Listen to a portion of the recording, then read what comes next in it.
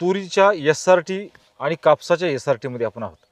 तन देई धन अशी म्हण भाऊनी आत्ताच म्हणले. तर गवताची आम्हाला अडचण नाही किंवा गवताला आम्ही घाबरत नाही SRTचे शेतकरी असे ते म्हणले. तर या जमिनीमध्ये तण आहे. मागच्या वर्षीची बाजरी सुद्धा, या इकडे जरा, बाजरी सुद्धा या ठिकाणी टाकलेली आहे. त्यानंतर अजून गवताचा जो काळ आहे ते आहे. त्यानंतर काय काय जे पिकं केलेले आहेत ते सविस्तर माहिती ह्या व्हिडिओमध्ये आपण घेऊ. SRT शेती या ठिकाणी केलेली आहे. मागच्या वर्षी धसकट सुद्धा तुम्हाला या ठिकाणी बाजरीची दिसतात आहे. म्हणजे अशा प्रकारे जमिनीला खोडाच्या माध्यमातून, गवताच्या माध्यमातून बायोमास देणे, सेंद्रिय कर्ब वाढवणे असा हा प्रकार SRT मध्ये होतो. तर त्यांना आपण विचारू की कशा प्रकारे ही SRT शेती केल्या जाते, त्याचा काय फायदा होतो, त्याचा मजूर बस्तीवरती आणि जवळजवळ 4-4, 5-5, 6-6 वर्ष शेतकरी नांगाट करत नाही, आऊत आणत नाही, पाळे आणत नाही, तर मग शेतकऱ्यांचा इतर आणि तुमचा फायदा नुकसान काय होतं तर त्यांची ओळख करून घ्या. भाऊ राम राम. राम राम राम. आपला एकदा परिचय करून द्या. मी ज्ञानेश्वर त्र्यंबकराव शिंगारे, राहणार कंडारी बुद्रुक, तालुका बदनापूर, जिल्हा जालना. भाऊ आता तूर तर एकदम जबरदस्त आहे, कापूसही चांगला आहे, इतर शेतकऱ्याच्या आजूबाजूच्या मानाने तुमचा खूप कापूस चांगला आहे. हो. तर राड तर तुमची प्रचंड आहे जमिनीमध्ये, त्याच्यामध्ये कचरा, गवत ह्या सगळ्या गोष्टी आल्याच आहे. आणि याच्यामध्ये बेड तुम्ही केलेले आहेत, बरोबर ना? हो. तर ही SRT शेती तुरीची आणि कपाशीची कशा प्रकारे केली जाते आणि त्याचा काय फायदा होतो? सुरुवातीला काय झालं, आपण आता ह्या तूर आणि कापूस आपलं मुख्य पीक आहे तूर, आणि आपण याच्यामध्ये आंतरपीक म्हणून सनी दुसरे पिकं घेतो समजा, जे की उडीद असेल किंवा मूग असेल. हे काढणीला खूप प्रचंड मेहनत झाली त्याच्यामध्ये. पाऊस कधी कधी काय होतं, पाऊस लावून धरतो, त्याच्यामुळे आपल्याला ते काढण्याचा कार्यकाळ त्याचा आणि पावसाचा कार्यकाळ एकच येतो, त्याच्यामुळे ते काढायला पण खूप हार्ड जातं. त्याच्यामुळे आपण आता हा नवीन प्रयोग केलेला आहे. तूर घेतलं आणि तुरीमध्ये कापूस पीक घेतलेलं आहे. मग हे जे आहे हे पीक, ह्या पिकाला आपण आता कुठल्याच प्रकारचं काही काम करायचं काम नाही, काही नाही.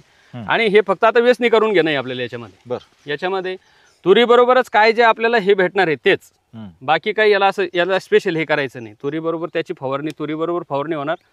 आता याच्यावर आतापर्यंत आपण फक्त एक फवारणी केलेली आहे, तुरीवर आणखी फवारणी सुद्धा नाही. आणि हे जे आहे तूर पीक, ह्या तूर पिकाची आतापर्यंत 2 वेळेस छाटणी झालेली आहे. आणि हे जे तण दिसतंय, हे तण असतील किंवा हे जे काही बाजरीचे दसकट असतील, हो, तर ह्या तणांपासून आता SRT चालू झाली म्हटलं की SRTचे जे शेतकरी आहे, 2-3 वर्ष ज्यांनी SRT मध्ये काम केलंय, तर त्यांना SRT म्हणजे गवत हा विषयच राहत नाही, भीतीचा राहत नाही, त्याला भीती हा विषयच नाही, तणांची भीती ते बाळगतच नाही. तणांपासून बायोमास निर्मिती कशी करायची, तण वाढवायचं, बायोमास तयार करायचं, तेच पिकाला त्याचा आपल्याला फायदा होतो. बायोमास जे आहे ते आपल्या सूक्ष्मजीवांचं खाद्य आहे. ते खाद्य खाऊन सूक्ष्मजीव आपल्याला सेंद्रिय कर्बमध्ये त्याचं रूपांतर करून देतात. आणि सेंद्रिय कर्ब ज्या जमिनीचा वाढला त्या जमिनीमध्ये अशा प्रकारची पिकं बहरतात. बरोबर. हां. तर तुम्ही आता नांगाट केली नाही, किती वर्ष झाली? ह्या जमिनीमध्ये नांगाटीला जवळपास 6 ते 7 वर्ष झालेले आहे. याच्यावर मी पहिल्यांदा सुरुवातीला अगोदर जोपर्यंत SRT बरोबर जुटलो नव्हतो तोपर्यंत फक्त रुटर करायचो.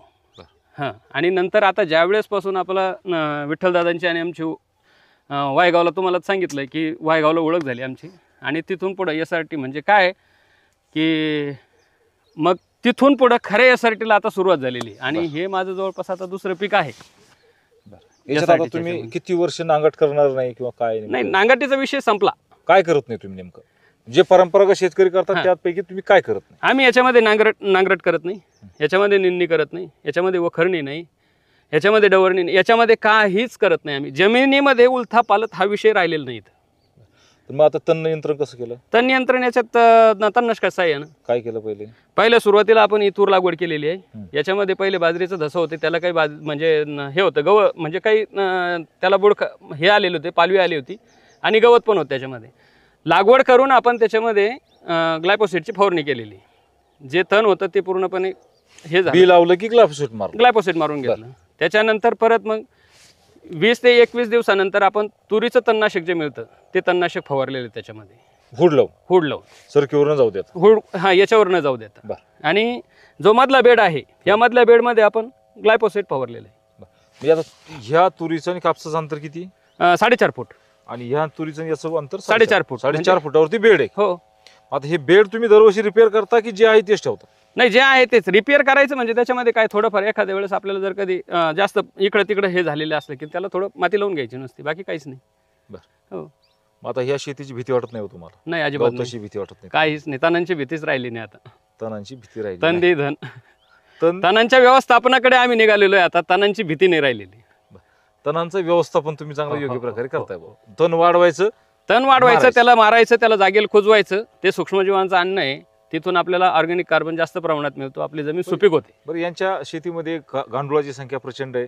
यांच्या शेतीमध्ये जे काही मूळ कुसतं किंवा मग हे जे जमिनीचं मिळणार आहे ते जमीनच ठेवतात.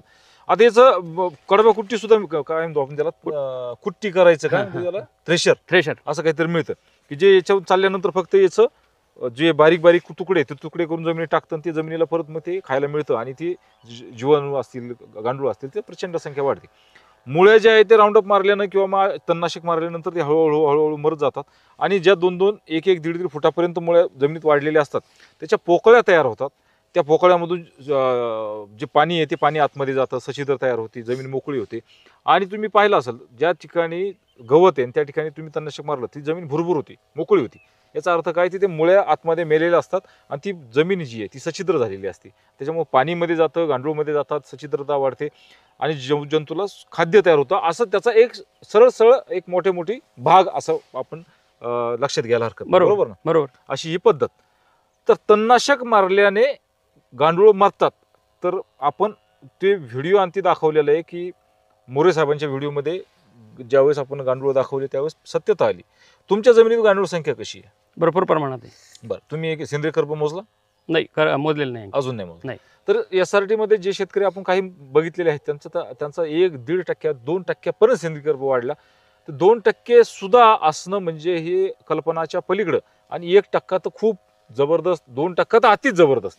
पण आपला सेंद्रिय कर्ब 0.30, 0.20 असा आहे आणि तो जर आपल्याला वाढवायचा असेल तर आपल्याला जमिनीला सुद्धा असं काहीतरी द्यावं लागणार, हे तुम्ही लक्षात नक्कीच घ्यायला पाहिजे. दुसरी गोष्ट, तुम्हाला आता SRT बाबत काही जर माहिती घ्यायची असेल तर त्यांचा आपण मोबाईल नंबर घेऊ. या पिकाचा शेंगा आल्यानंतर आणि काही याचा सुद्धा आपण व्हिडिओ टाकू जेणेकरून सत्यता त्या गोष्टीला येईल. 2दा छाटणी झालेली आहे, तिसऱ्यांदा करणार आहे का? तिसऱ्यांदा करणार आहे. करणार आहे, तिसऱ्यांदा सुद्धा करणार आहात. आणि हे पूर्ण ज्यावेळेस जुळेल त्यावेळेस अजून एकदा आपण येऊ या शेतीमध्ये SRT पद्धतीमध्ये. आता पहिलं पीक याच्यामध्ये बाजरी होतं. बाजरी. याच्या अगोदर काय होतं मग? कपाशी आणि तूर. कपाशी आणि नाही, कपाशीच होती पूर्ण. फक्त कपाशी होती? याच्या अगोदर या वावरामध्ये फक्त कपाशीच होती बऱ्याच काळ, बऱ्याच वर्ष. बरं. हा. तर हे पण एकदा समजून घेतलं पाहिजे, पीक पेरपालट असलं पाहिजे. त्यामुळं जमिनीला विश्रांती मिळते आणि जमीन परत एकदा पिकायला चालू होते. बरोबर ना? हो. आणि SRT पद्धतीमध्ये पिकं बोलतात, माणसं बोलल्यापेक्षा पिकंही बोलतात. ही जी कंडिशन आहे ही आपण बघू शकतो. बाकीची परिस्थिती बघा तुम्ही, बाकीच्या क्षेत्रामध्ये बाकीची परिस्थिती बघा आणि ह्या क्षेत्रामधली परिस्थिती बघा. एवढंच तुम्हाला हे जे आहे आपलं 1 सव्वा एकरचं क्षेत्र, बरोबर, याच्यामधली कंडिशन पहा तुम्ही, काय कंडिशनला आहे. त्याच्यामध्ये मजूर तुम्हाला लागलंच नाही? नाही, काहीच विषय नाही, खुरपणी झालीच नाही. बरोबर. हो. तर ही अशी परिस्थिती. ट्रॅक्टर सुद्धा त्यांनी लावलेलं नाही, बैलपाळी सुद्धा लावलेली नाही, फक्त त्यांनी टोकन यंत्राच्या साहाय्याने लागवड केलेली. बरोबर. हो. कापूस पण आणि तूर पण दोन्हीला पण ठिबक आहे. दोन्ही ठिबक आहे. हा, त्यांनी साधे बेड केले, बेड सुद्धा मोठे नाहीत. हो. बरोबर ना? हो. तर आता हे बेड मोठे करणार का तुम्ही? नाही, ज्यावेळेस आपल्याला समजा अशी गरज वाटली की आता इथून समजा हे पूर्णच ओपन जमीन आहे. हो. ह्या जमिनीमध्ये आजही तुम्ही जर कधी काही हे नसतं केलं ना, तर इथून पाणी व्हायला असतं. इथं जर बेड नसते तर इथं पीक शक्य नाही. बरोबर. अशा कंडिशन मध्ये त्याला बेड गरजेचे आहेच. हो. हे सुद्धा आपण विचारात घेतलं पाहिजे. हो. तर भाऊ, खूप चांगली माहिती दिली. आणि जर समजा या आजूबाजूच्या परिसरातले लोक असतील ज्यांनी तुमच्याकडे येऊन बघायचं असेल, सत्यता तपासायची असेल, तर नक्कीच तुमचं नाव, गाव, मोबाईल नंबर नक्कीच द्या जेणेकरून शेतकरी तुम्हाला कॉन्टॅक्ट करा. बरोबर. माझं नाव ज्ञानेश्वर त्र्यंबकराव शिंगारे, गाव कंडारी बुद्रुक, तालुका बदनापूर, जिल्हा जालना. माझा मोबाईल नंबर आहे 70 57 25 53 59. नक्कीच त्यांना गरज असेल, जर तुम्हाला पाहिजे असेल यासाठी कापूस, तूर या बाबतीमध्ये त्यांची तुम्ही कॉन्टॅक्ट करू शकता. त्यांच्याकडे फळबाग सुद्धा आहे, फळबागेत सुद्धा नक्कीच व्हिडिओ मी टाकतो. तर सध्या थांबतो. त्यांचे धन्यवाद आपल्या सर्वांच्या वतीने मानतो. धन्यवाद. राम राम.